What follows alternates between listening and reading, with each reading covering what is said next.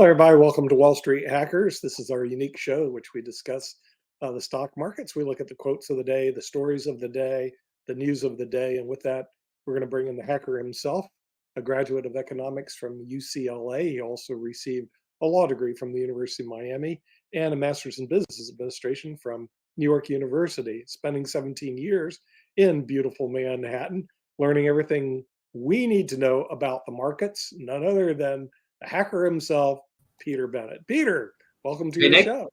Oh, thanks. I always like that introduction. So we welcome to Wall Street Hackers. We have another edition, 2124, and you can catch new Wall Street Hackers every Thursday and every Saturday, depending on your distribution channel. So the markets, we always start with the markets. We have kind of good news and bad news. If you watch so many financial shows, so many news, the S&P has hit a new high. And as a matter of fact, both the S&P and the Dow were recently at all-time high, just within the last week. And the S&P had hit, quote, the sixth new high. And so it sounds great, except for one thing. If you look at the S&P in December 21, over 2 years ago, it was around 477. Yesterday's close, 482. So if you were in the S&P 500 for over 2 years, you were getting about less than 1%, approximately. And that doesn't count the effects of inflation. So I don't know what the last 2 years inflation was, but it wasn't pretty. So maybe it averaged 5%, whatever. I didn't research that. But let's say it is 5% roughly. So you've lost 8% on every dollar you put into the S&P 500. And I'd add a footnote about tech. If you weren't in those 7 tech companies, you've lost a lot more, but even counting the tech companies. So it's not all exactly roses if you listen to what the financial shows are trying to push. It's just an example of the market's delusion, which we're always talking about for over 2 years. The market's now projecting still 5 rate cuts. And this is just perfect evidence, too. So just a month ago, there was an 89% chance that there was going to be a rate cut in March. Well, what happens now, it's well under 40%, about 40%, and from 89, and just a month later. And I would say, I think it'll be probably zero, although I'm not going to bet on that either. But based on Chairman Powell's comments this week, I don't think there's a chance that there's going to be a rate cut. And they shouldn't be rate cutting. Why? Because they're not winning the war against inflation. This has been going on, and inflation is a tough battle to win. Unemployment is near 50-year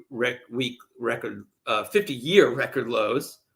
Energy helped inflation during the fall and since June, basically last year when it was falling, but that you can't count on at all at falling to help inflation. If anything, I think it's going to rise in a minute or two. We'll get into some of the reasons why. There's a good chance the energy is going to start going up again, and that will then feed into the energy inflation cycle and the whole cycle of causing people to need to raise rates. To raise prices. So we're far from that. Of course, government spending both on and off the books is totally, I would say, out of control or close. We're in an election year. It's not likely to change. And the government is spending trillions and trillions. People say 34 trillion. I say probably 125 trillion because I count the off the books gap adjusted debt. And I don't see that on television a whole lot or financial news shows or news reports or magazines or anything. They always say, oh, it's 34 trillion. We're in trouble. What if it's 125 trillion, which I say it is, roughly, counting Medicare and Social Security money that's already been spent, and that money will have to be paid eventually. So here's just some recent headlines that, by the way, I wrote a lot of that before these headlines, and then I just saw these headlines in the last day or so. U.S. job openings rise in December to highest level in 3 months. So going the wrong way again. Unemployment is at the 50-year low, and it's going the wrong direction. We're now over 9 million unfilled jobs. So how exactly does that create pressure on the labor market if it's 9 million unfilled jobs? And then oil, which I always say is the bull in the china shop. So here are just some of the reasons why energy might be going up and is less likely to be going down, and that will affect everything. One, U.S. commercial crude storage could be 66 million barrels below the 2023 level and 3.5 billion below 2022. So we actually have less oil and people are driving. Number two, OPEC compliance is probably going to be strong in this coming quarter. Three, China is fixated on boosting their economy via stimulus, and a recovering Chinese economy will use more energy by definition. So, and then of course we have political instability. Everybody knows about that. Not only could there even be a potential Middle East war, which I don't think there will be a full-out war, because Iran doesn't want that. They will lose. But also, there's what's going on in the Red Sea, which has two impacts. One, it causes the ships to have to travel much further, and they're using a lot of extra oil just to get to where they're going because they can't use the Red Sea as much. And two, it will drive shipping costs up and also lower demand, not even related to energy, but it will lower supplies versus demand in terms of the ships will take longer to get there. So that could cause a supply crunch. So energy not going to help. And of course, again, government spending not going to help, especially in an election year. So quotes of the week. I have two, both from Barron's dailies. One from Tuesday. The Fed has backed itself into a corner after opening the door to the prospect of rate cuts at its meeting in December. That's what I said. I could not believe Powell said that. It was so dovish. It goes on. Anything less dovish this time around risk stalling or even reversing the S&P 500's recent record highs. Right, record highs. Okay. And the other one is from Friday, 126, Barron's Daily. The biggest and fastest increase in interest rates in a generation hasn't crashed the economy. And because monetary policy works with a lag, it's too soon to say interest rates have had much of an impact in bringing inflation down. Again, exactly right. I don't see it coming down. And the Fed's higher for longer, which I call not so high for longer, the Fed actually needs or needed to raise it. Eventually, it will wear down the economy, but it's going to be in terms of, pushing inflation down, but it's going to be a really long, slow battle. Normally, they'd have to be higher now to fight. And I've been saying that for 2 years, and inflation is down, which I'm not surprised at. But to get to 2% target rate is a long way to go. So 5 most interesting stories of the week. Number one interesting story. President Biden told reporters that the U.S. border is not secure, the U.S. border with Mexico. He was asked whether the frontier was secured following some remarks to a bipartisan group of mayors. He said, quote, "No, it's not." Now, that's a little confusing to me. Number one, for 3 years, Homeland Security Secretary Alejandro Mayorkas has been saying to Congress and everybody that the border is secure. So how is it that it's not secure now when it was for the last 3 years? And he obviously works for President Biden. So it could be possibly because it's an election year coming up. And this is a very big issue. If Biden runs, which he probably will, and if Biden loses, which could go either way, this will be a huge issue for him. But I do get, because there's reasons why I'm always on top of the media for hurting the Democratic Party and hurting the American public by not reporting things honestly. This is why he could maintain this for 3 years and now reverse. And I don't even think anybody's asking him questions about that. So it's not serving either the Democratic Party or the public or anybody for that reason, how corrupt the media is in general. Number two, most interesting story. Iran launched 3 satellites into space that were part of a Western criticized program. And they had previously launched rockets, but they failed. But now they have launched a missile into space, and this is going to help their ICBM program. And they maintain the largest arsenal of ballistic missiles in the Middle East.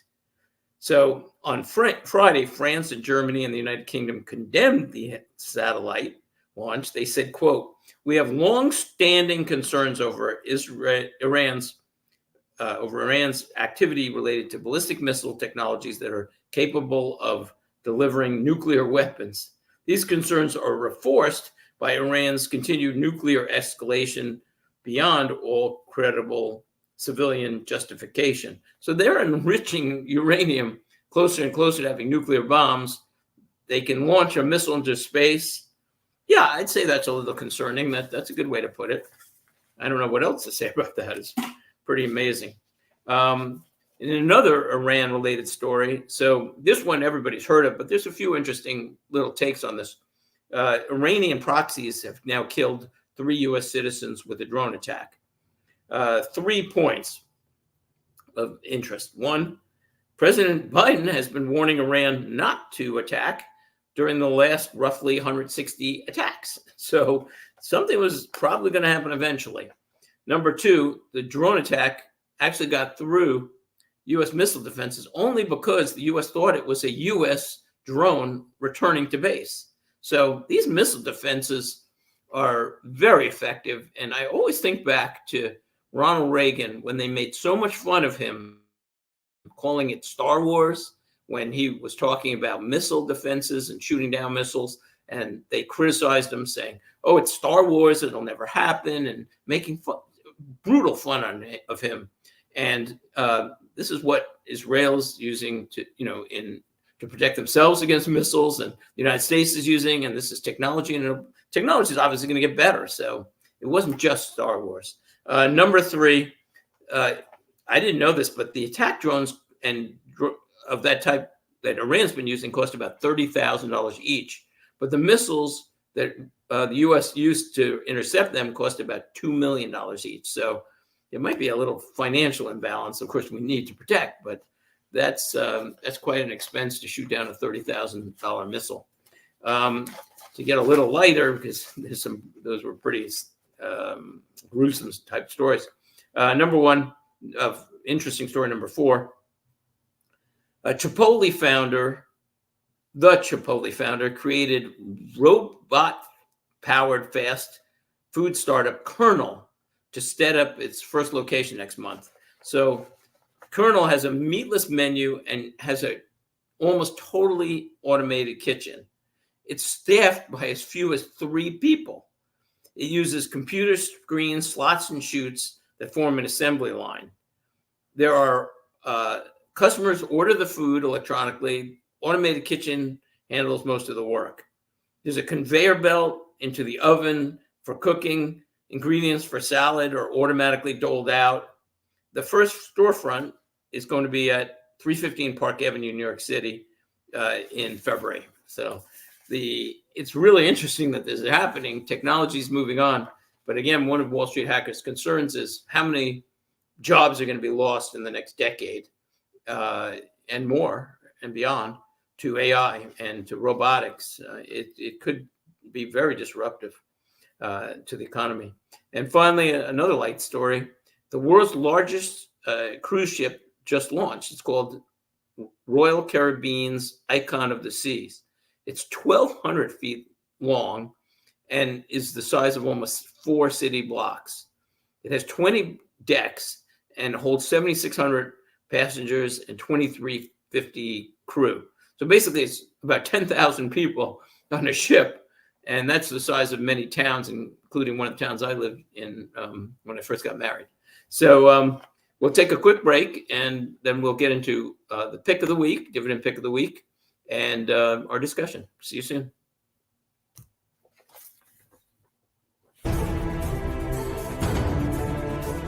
One of the things that business owners forget a lot is to prepare for their own retirement. Hi, my name's Nick Palavita, and today I'm with a very special guest, a certified financial planner, a chartered retirement plan specialist, and president of National Pension Partners, Max Couliet. Max, tell me what you do at National Pension Partners. Well, Nick, we help successful small businesses and professionals put together retirement plans that provide them the maximum retirement benefits and big tax deductions at the same time. Well, how do you do this? Well, we get on an internet conferencing system with the client.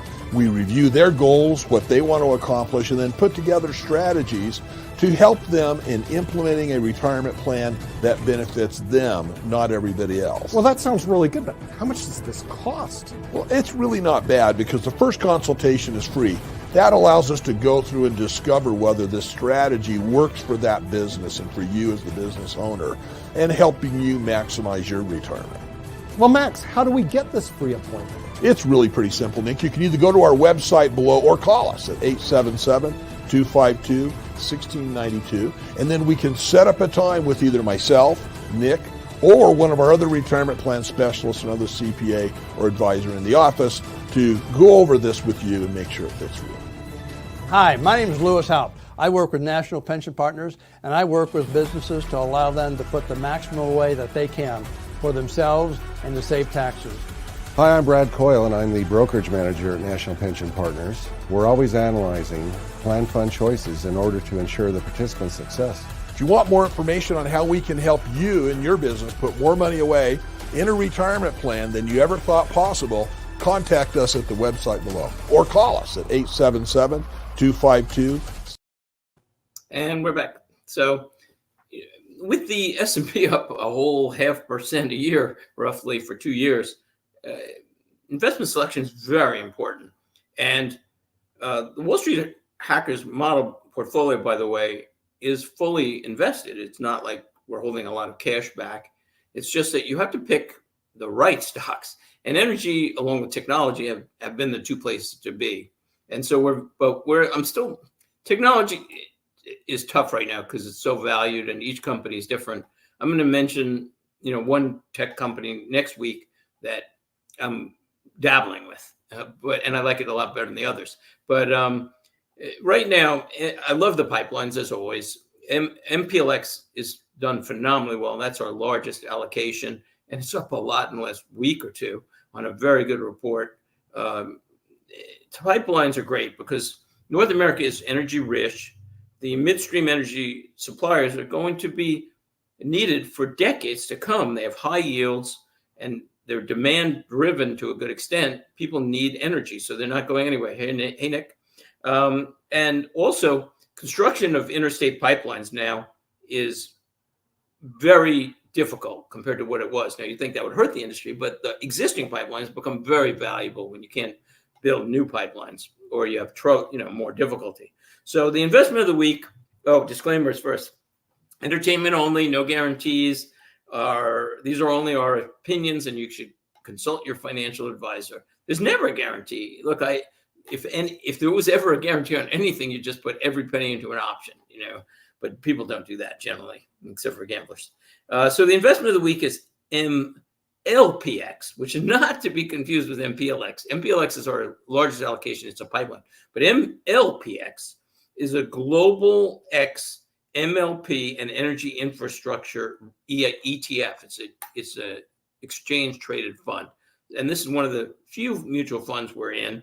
The allocation is 2/3%, and only because there are very few reasons why I wouldn't do more. Number one, because I have so much in pipelines, about 30% now, because it's appreciated, and I'd rather pick which ones. But it's a great diversifier for a portfolio, and also it's a great diversifier within pipelines, and it has a lot of advantages. Number one, you get about 25 different MLPs. They do own MPLX and maybe EPD. I didn't look for that one, but maybe it's about 5% just in MPLX. But MLPX, first of all, does not require a K1 to be filed. So that's one of the disadvantages why I don't own a lot of pipelines, because the accounting costs can really add up. It has, again, 25 holdings. It has a yield right now of 5.8%. it has done phenomenally well since 2018 in terms of increasing dividends, really well. In 2018, the dividend was 16 cents. Now it's 60 cents. So you're getting actually 4 times the dividend. If it continues like that, we're talking about 5 years. In 5 years, if I'm getting 20%, that would be nice. And we'll see how that does. But that's really a lot of potential. And it also has the portfolio has a current price over cash flow of 5.9, which is very low. That equals a 17% cash flow yield, which I always look at any company. What's the cash flow? That tells you the real story. And that's a huge cash flow.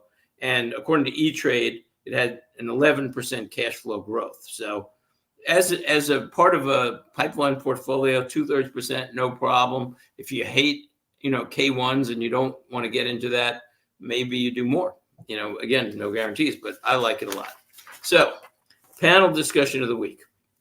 I love Tony Robbins. I really love Tony Robbins. He's one of my sources of philosophical information.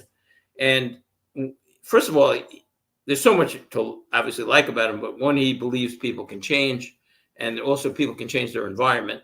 And also, he doesn't believe in a victim mentality. And that's, I think, too pervasive in our society. It's like, you're a victim. So many people tell you, on the news or whatever, you're a victim, so you can't succeed. That's exactly the opposite message we should be sending people.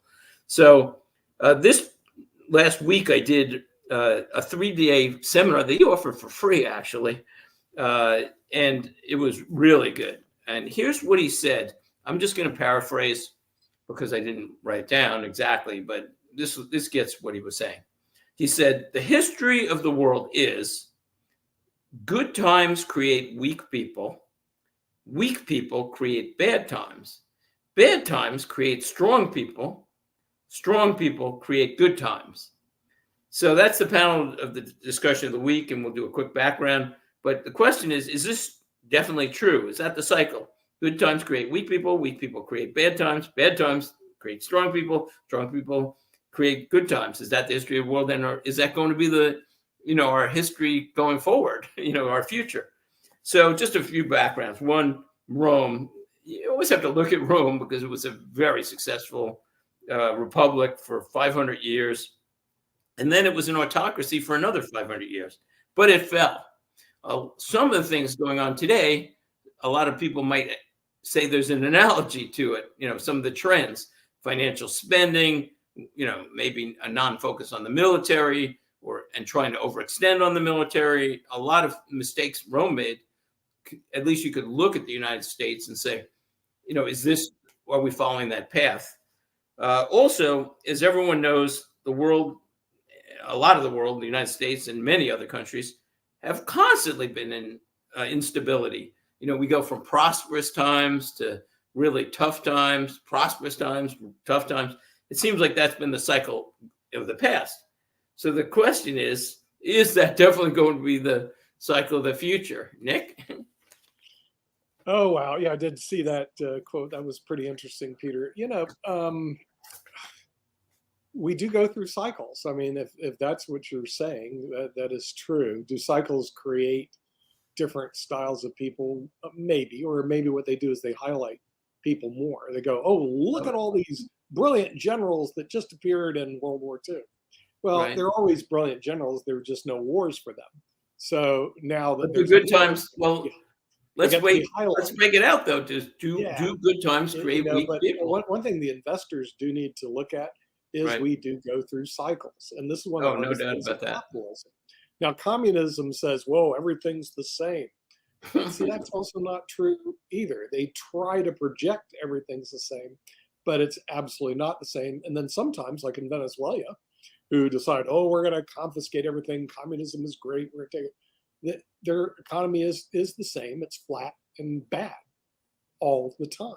So some of them don't go through cycles, and when they don't go through cycles, and you're flat and bad all the time, like Venezuela, Yeah, that's not good either. No, bad it's all not the good time. either. Right? It's not good Right. either. But the investors do need to realize that there shall be cycles, and right now it looks like the market's on an up cycle, but how long is that going to last, and when is it going to turn? And Well, that's that's the what question, we try yeah. to look at Wall Street Hackers. Yeah, well, and really, that's all true. I mean, I think that Tony Robbins, as always, is probably mostly right. I'll say mostly. It's not quite as simple as that. I mean, but here's what I think. I think that when times are good, people start focusing on less important issues in terms of survival and prosperity. And I look to Maslow's hierarchy of needs, which is a really significant theory in psychology. But when I was an undergrad, I started in psychology, almost completed the major, and then I went to economics. But Maslow's hierarchy is something you hear about all the time. And basically, it's a pyramid, in case you don't know what it is, which says there are levels of needs that need to be met. And that's where your basic focus remains. So the first level is physiological needs: air, water, food, shelter, sleep, clothing. And if you watch survival shows, you know, if you don't have that, you don't have much. So you need to get that in order before you start thinking of the next thing. The next thing is safety needs: personal security, employment, resources, health. The next one, the third level, is love and belonging, like intimacy, family, sense of connections, friendship. The fourth is esteem, self-esteem, status, recognition, respect. And finally, self-actualization, which is the desire to become the most one can be. So basically, I think it is human nature to move up this chain or move down the chain, depending on the needs. So my theory is that this Maslow's hierarchy goes with what he was saying, because if people are struggling, you know, if as in the Depression, if people are worrying about food and sleep, they're not worrying about self-esteem and self-actualization quite as much. You know, it's not as simple as there's no need for love, there's no need for safety, but the focus does change. So when those basic needs are met, I think the focus maybe moves off it, and then maybe the focus of society isn't enough on that, so it can slip a little bit. But then if it slips too much, what happens? All of a sudden, the need for food and shelter and economic security and employment increases, and people say, forget about self-actualization and respect and love, you know, although those are important, you know. So it's really a shifting focus in human psychology. So I think that he's probably right, and I see a fair amount of that in at least our focus now, because it has been good for a long time in many ways. You know, we haven't had a really significant depression or really significant recession for a long time, you know, and so people can focus on issues that aren't quite as important as when people are starving. Then it's like, we need to take care of people who are starving.